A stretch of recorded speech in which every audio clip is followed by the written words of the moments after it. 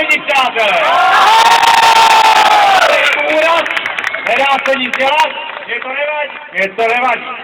Zdravím české a slovenské občany na této úžasné demonstraci.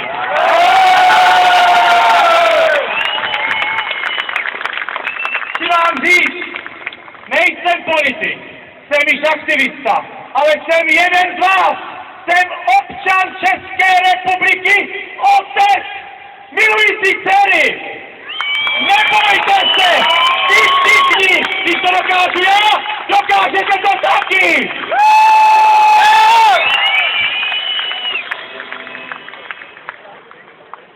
To vám chci říct. Víme moc dobře, jaký islám je veliké nebezpečí. Co to všechno znamená? Mluvili o tom spousta řečníků. Co vám chci říct já?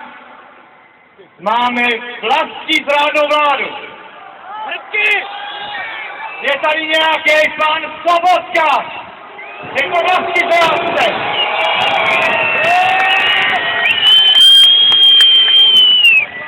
No to se dobře nevypadá, ale já to zvládnu.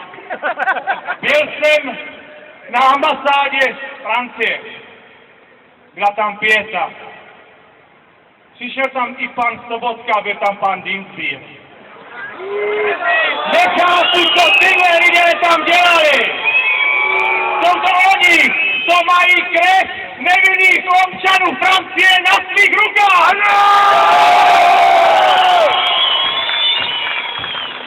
My, že nejsme informovaní, my, že o tom nic nevíme.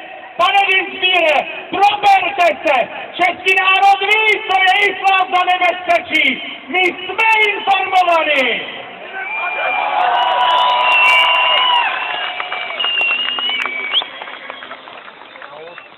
Čtu tady NATO, Merkel, Evropská unie. Všechno tady tohle, co se vyslovil, je jedna velká lež! Jeden velký podvod na nás, české občany!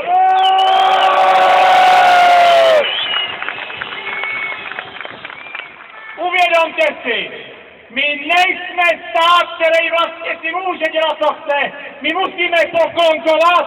Chcete mě říct, že budeme poklonkovat Evropské unii?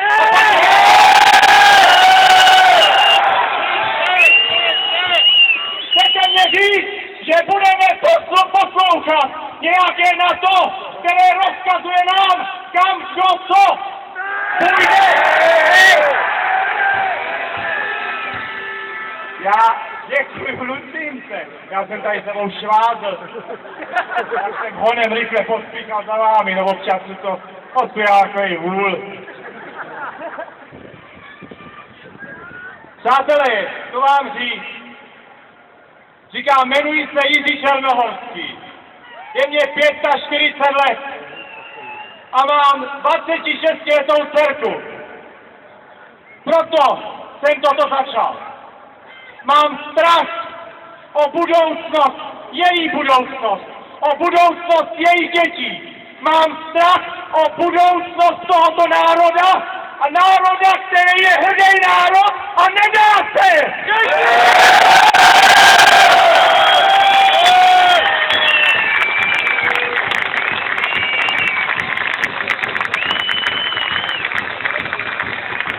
Nějaký šrám mě nezastaví. V žádném případě. Nezastaví mě ani Sobotka, ani Dienstbier, ani Chovanec, ani Stropnický, ani Babiš. Nikdo z nich mě nezastaví.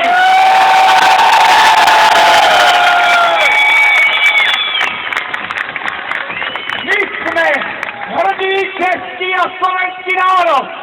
A my jim to dokážeme.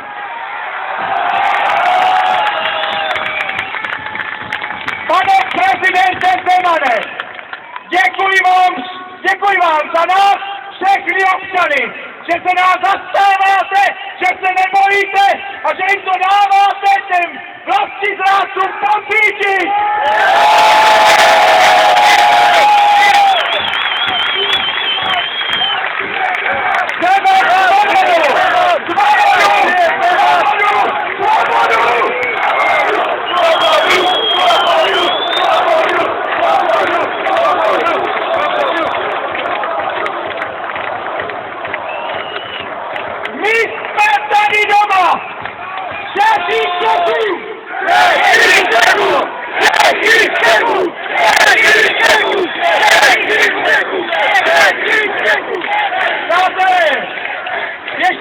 jednou vám moc děkuji, že jste se v tomto počtu sem dostali, protože jedině vy můžete informovat další a další lidi. ČT lže, ta to nebude za nás dělat.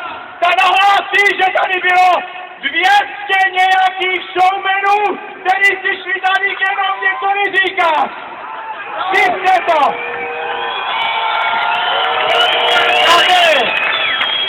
Já vám hrozně moc děkuji a chci vás vyzvat opravdu jednoho vedle druhého, jak jste tady. Pojďme všichni přes Strakovou akademii!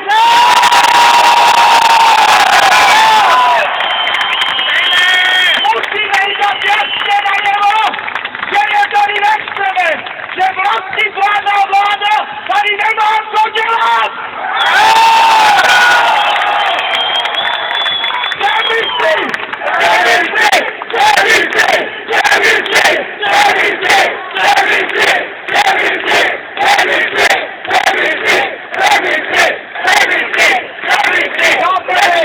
Moc vám děkuji a chci ještě jednou poděkovat všem účastníkům, panu Okamorovi, panu Fialovi, panu Vandasovi, řečníkům národní demokracie.